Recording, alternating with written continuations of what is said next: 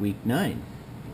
And we start in Tikal early in the morning. And we go to El Ramate. Down to Coban. El Chol was an unplanned stop, but necessary. Antigua. Before crossing over into El Salvador to... Huachapan. Right.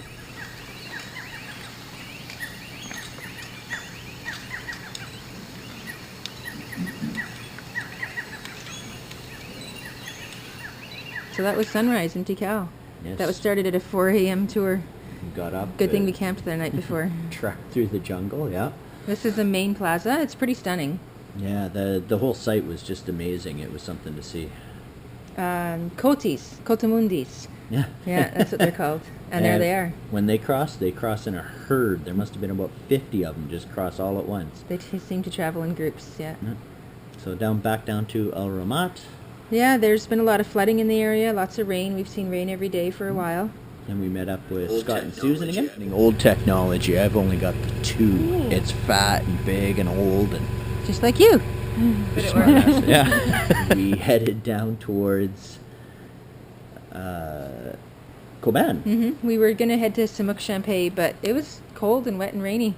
And you'll see it gets colder here as we go up an elevation some more. Yeah. Roadside stands everywhere. Roadside pee stops everywhere. And the road sometimes was not the best. No, I expected it all to be paved. On our map it was supposed to be paved. It was not all paved. I'm glad there wasn't not more rain, because it could have been pretty slippery. Yeah. Now we were traveling with Scott and Susan and Bentley the dog. I think Scott and Susan do a lot more research than we do. They knew a lot more. I did not know this ferry was going to be here. I had no clue. And it was a pretty rough ferry ride. When it landed on the other side of the river, It ka-chunk! stopped. All the cars and vehicles bumpered into each other. Slammed forward into the car in front of you. And I had a pee stop here, and when I came back, there was a crowd around you guys. Oh, yeah, everybody's amazed to see the dog on the back of a motorcycle. And as we're driving through town, I could see kids, they see the dog on the back of the bike, and their eyes light up, and they just lose their mind. But even not through town, but through small little shacks on the side of the road. It's nice to be riding behind and see those reactions. Yeah.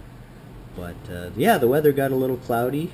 And it was as we really got into foggy. the mountains, it was wet and this is our first glimpse of Guatemala, well, except for Tikal, and it's really kind of beautiful, even in the rain, because the fog hides the mountains, and until you get around the corner and you're right there, you don't see it. It's pretty stunning. Yeah, it was pretty spectacular. But we stayed here the first night. This is an old mansion. It was nice, but cold. Yes. And they don't have heaters. No. Not cold. usually necessary. So we headed into town the next day, and we found a place that was near the center of town, which gave us a chance to do a little more sightseeing and check things out, the people and the architecture. And Coban was a pretty neat place. Everybody was pretty hospitable. And all of Guatemala has a very high population of indigenous people, and to see the women in their hand-embroidered outfits is pretty awesome. Yeah. Yet still McDonald's. So after a night there, we packed up the next day, and we were going to get out of the cold. And it got warm, and I lost a layer. And Grant took a video of me losing a layer. We were heading down to Antigua, and the road was spectacular. We climbed the mountainsides, and the views were stunning. Tight switchbacks, very curvy roads. Ears popping as you're going uphill. Yes. Now the road was supposed to be about 3.5 hours. That's according to Google Maps. Maps. This town, we took a right-hand turn towards El Chol. I followed the signs. Yes, I you went did. where I was supposed to go. We questioned that for a while when we got onto this road. I found a local when it turns into this, and I said, is this really the road to this next town? And he said, yeah, it should only take half an hour. It took longer than half an hour for me. Probably a couple hours down this road. I think an hour and a half, yeah. It was something. There was lots of little creeks and waterfalls and beautiful spots, but lots of cliffs too, and no guardrails. I was having a good time, actually. I enjoyed it. This is pretty thin for two-way traffic, and there are some trucks that come by, and you pretty much have to squish right up against the mountainside and in the ditch to let them pass you. So we stopped in El Chol that night because, we had pretty much exhausted ourselves, and we stayed in this top-floor hotel. The rest of it was marketplace.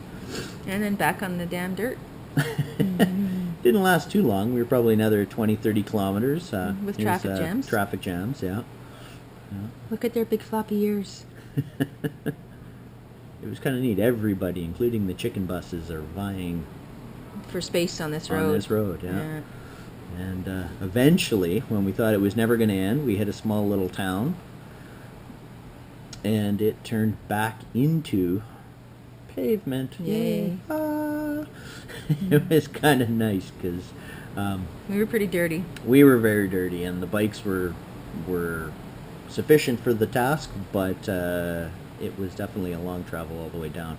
Now we got into Antigua, and that was a remarkable town. Mm-hmm. It's got quite the history. Yeah, it's a UNESCO World Heritage Site. Yeah. Lots of the buildings are destroyed by previous earthquakes. Some of them rebuilt, some not. But cobblestone streets and Mm-hmm. chicken buses and tourists. Hundreds of and- chicken buses. This is like the tourist place in Guatemala. Oh yeah. Chicken buses everywhere. Yeah, it was pretty beautiful though. I really enjoyed it. Yeah, you couldn't go anywhere without a chicken bus. And they're all customized. They're kind of neat. Lots of motorcycles. Yeah. And we ended up staying in a cafe where we had to drive Yeah. into the courtyard through the restaurant. Into the garden where she wanted us to park, yeah. Yeah. From there, we packed up and we headed to the border, which was closed Well, due this- to these How many kilometers of trucks did we pass? 25. That's a lot of Yeah. trucks. So we got diverted north.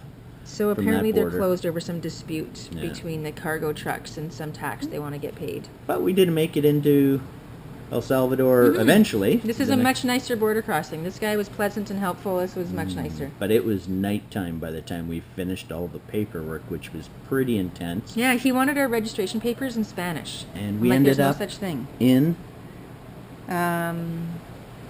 Ahuac, Japan.